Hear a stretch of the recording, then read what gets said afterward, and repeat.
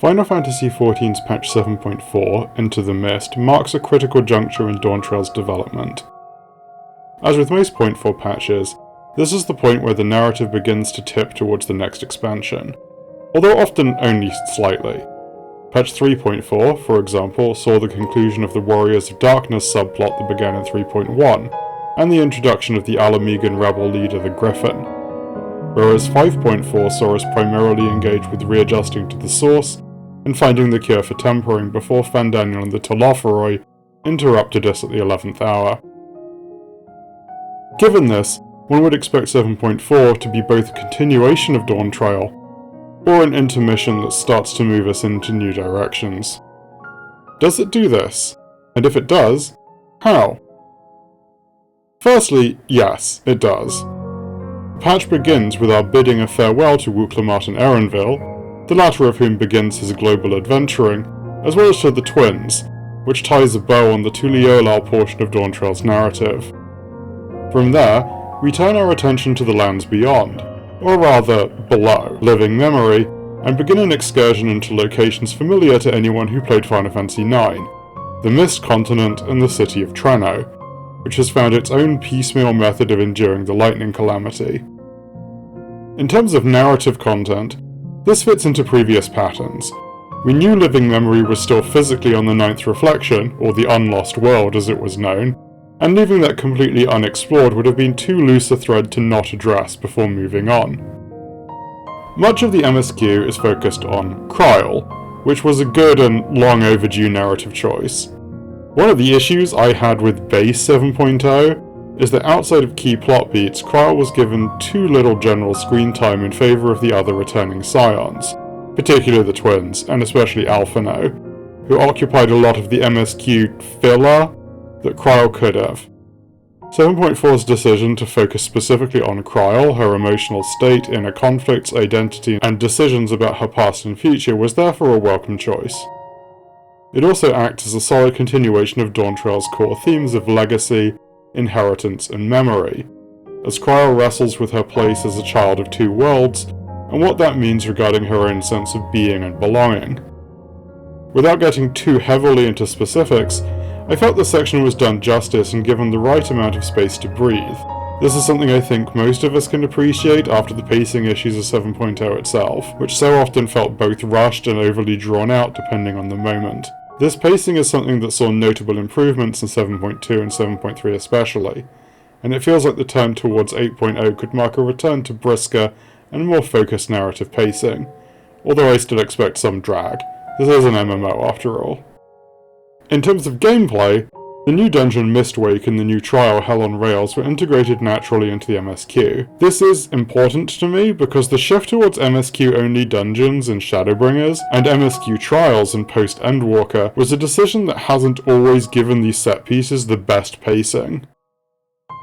6.3's Rubicante trial Mount Ordeals is among the low points of this for me especially, compounding what I felt were general pacing issues in the post-6.2 Endwalker MSQ. By contrast, both Mistwake and Hell on Rails felt natural, with excellent integration of franchise references to both Final Fantasy VIII and Final Fantasy IX that still stand alone. The dungeon pulls off an excellent sense of exploratory progress and set-piece design that acted to enhance the MSQ, demonstrating some of the best of what Final Fantasy XIV's modern narrative dungeon design can be, and Hell on Rails served as a good capstone to the ongoing struggles of Treno. Despite the brief time spent in the location, the game managed to foster a solid sense of attachment through its new characters, with the conflicts prolonging revelations in ways that felt organic rather than forced. It helped that the trial in particular is mechanically and visually, as well as sonically, fun and innovative, something that also extends to its extreme variant, which I recommend anybody who wants to try out. As is the pattern, the climax of the MSQ points us towards the central conflicts to come, in the same way that 3.4 pointed us to Alamega's liberation, and 5.4 towards the final days. Here, this introduces us more to the Winterers alluded to in 7.3's finale, including Calyx's current continuation, and our new Ascian, here confirmed to be Helmerud. The dialogue here is deliberately cryptic, but suggests that there may have been some unintended long-term ramifications of the destruction of Zodiac and/or Hydaelyn that could lead to the destruction of the Ninth, and probably reflections more broadly. The implication is that the void left by the will of the star has reverberations across all of its shards, a withering that implies less a cataclysmic event than a gradual decline and passing away. Exactly how and what this means is presently unknown, but it gives us a solid conflict for upcoming expansions that act as a natural sequel to the Hydaelyn and Zodiac saga, as well as a bridge into something new. The potential slow burn of a withering away of worlds is something that has the potential to carry us for several expansions rather than just one, but we will have to see. And here it's worth noting that we still do not know where 8.0 will take us, although we will likely be finding out in part before 7.5, as FanFest is scheduled for shortly before the patch would traditionally be set to drop. Yoshi P's statements suggest Mericidia is still a while away, and with 7.4 having already delved into the Mist Continent, the Ninth Shard presently seems unlikely as a major destination. I suspect any further loose ends with this shard will be wrapped up in 7.5 to serve as the jumping off point for the next expansion. We could return to the 13th, making use of plot-convenient time dilation to see where Zero and Golbez's restoration efforts have led. And the developments of 6.5 have left the door open to an inclusion of both Gaia and Unokalhai that doesn't necessarily require the active resolution of their plot lines.